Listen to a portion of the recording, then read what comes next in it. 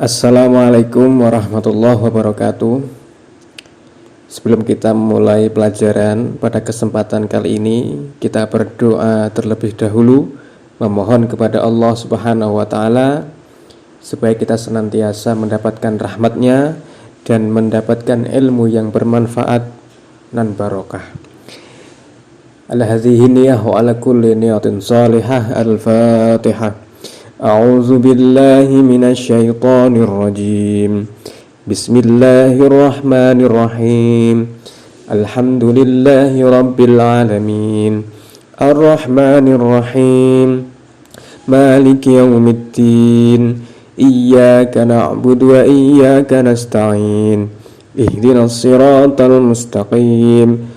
Siratal ladzina an'amta 'alaihim ghairil maghdubi 'alaihim waladdallin. Amin. Rabbi shrah li sadri wa yassir li amri wahlul 'uqdatam min lisani yafqahu qawli. Rabbi zidni ilma warzuqni fahma waj'alni min ibadikas salihin. Tema yang kita bahas pada pertemuan kali ini adalah dengan ilmu pengetahuan semua menjadi lebih mudah.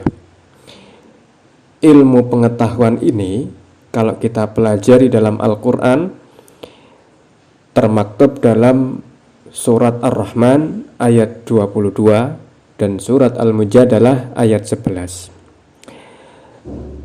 Pelajaran kali ini menuntut siswa untuk mampu membaca Quran surat Ar-Rahman ayat 22 dan Al-Quran surat Al-Mujadalah ayat 11. Lalu siswa juga mampu menerapkan ilmu tajwid dan makharijul huruf dengan baik dan benar. Ilmu tajwid yang kita pelajari kali ini berkaitan dengan idgham samsiyah dan izhar qamariyah.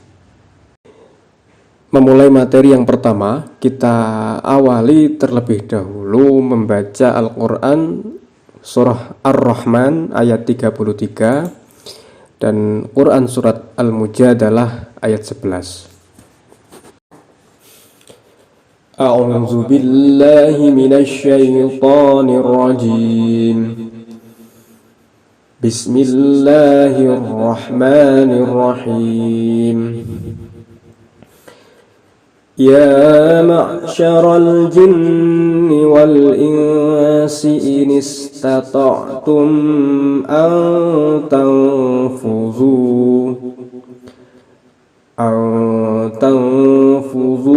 min aqtaris samawati wal ardi fanfuzu la tanfuzuna illa bisultan.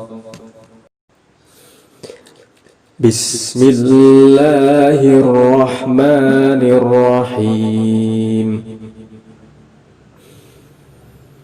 Ya ayyuhalladzina amanu idza qila lakum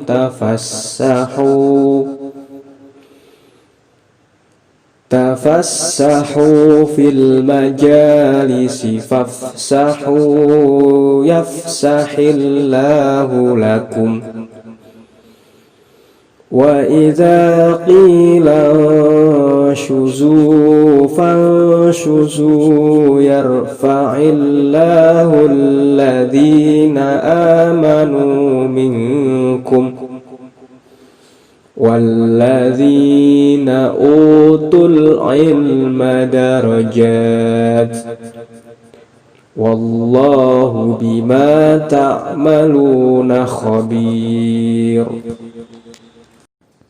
Setelah kita membaca ayat Al-Quran tadi, kita di sini dituntut untuk mampu memahami hukum bacaan tajwid. Hukum bacaan tajwid yang kita pelajari di sini adalah hukum bacaan lam ta'rif atau bisa disebut hukum bacaan al, yang dibedakan menjadi dua, Asy-Syamsiyah dan Al-Qamariyah. Nah, Lebih mudahnya kita memahami Asy-Syamsiyah dan Al-Qamariyah, kita ibaratkan di sini berbahasa Arab Asy-Syamsiyah, yang bahasa Indonesianya artinya sebangsa matahari. Kemudian Al-Qamariyah ini dalam bahasa Arab, bahasa Indonesianya sebangsa rembulan. Atau kita kenal biasanya idgham syamsiyah dan izhar qamariyah. Hukum bacaan lam ta'rif yang pertama adalah asy-syamsiyah atau bisa disebut dengan idgham syamsiyah. Di sini dikatakan suatu lafadz mengandung bacaan asy-syamsiyah apabila terdapat al diikuti salah satu dari 14 huruf hijaiyah. Hurufnya yaitu ta, sa, dal, zal, ro, za, sin, shin, shod, dot, to, zo, lam, dan nun. Cara membaca asy-syamsiyah ini harus didengungkan. Maksudnya bunyi huruf lam itu hilang dan melebur ke dalam huruf berikutnya. Karena cara membacanya ini didengungkan, maka sering disebut dengan idgham syamsiyah. Kemudian indikator yang kedua, indikator ciri-ciri bacaan asy-syamsiyah dalam penulisan huruf-huruf syamsiyah selalu bertasdid bila didahului al. Artinya setelah huruf al ini diikuti dengan huruf yang bertasdid. Lebih jelasnya kita pahami contoh-contoh berikut ini. Contoh yang pertama ada al diikuti dengan huruf nun. Contohnya adalah qul a'udzu birabbin nas. Di sini disebut dengan bacaan asy-syamsiyah, dihukumi dengan bacaan idgham syamsiyah atau asy-syamsiyah, terletak pada bacaan an-nas. Jadi ada al diikuti dengan huruf nun yang bertasydid. Kemudian contoh yang kedua ada al diikuti dengan ta. Contohnya alhaakumut takasur, disebut dengan bacaan idgham syamsiyah pada bacaan at-takasur karena ada al diikuti dengan huruf ta yang bertasydid. Hukum bacaan lam ta'rif yang kedua adalah al-qamariyah atau bisa disebut dengan izhar qamariyah. Di sini dijelaskan suatu lafadz mengandung bacaan al-qamariyah apabila terdapat al diikuti salah satu dari 14 huruf hijaiyah. Apa saja? Yaitu alif, ba, jim, ha, kha, ain, ghin, fa, qaf, kaf, mim, wawu, ha, dan ya. Untuk lebih jelasnya, perhatikan contoh berikut ini. Yang pertama, ada al diikuti dengan kaf. Contohnya, inna a'tainakal kausar, dihukumi bacaan al-qamariyah atau izhar qamariyah di sini pada kalimat al-kausar karena ada al diikuti dengan huruf kaf.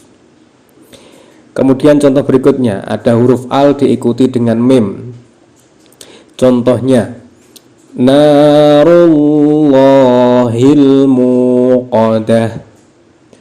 Ada bacaan izhar qamariyah atau al qamariyah di sini pada bacaan al muqadah disebabkan karena ada al diikuti dengan huruf mim.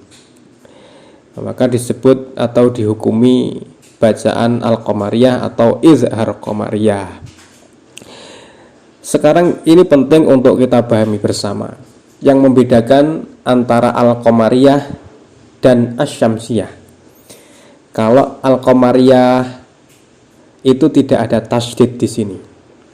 hukum bacaannya tidak ada tasydidnya. Tapi kalau asyamsiyah setelah huruf al-nya itu ada tasydidnya.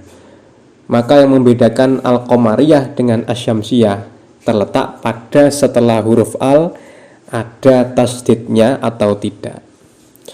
Mungkin untuk materi ini kita akhiri sampai di sini.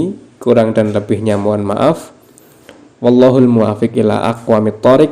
Assalamualaikum warahmatullahi wabarakatuh.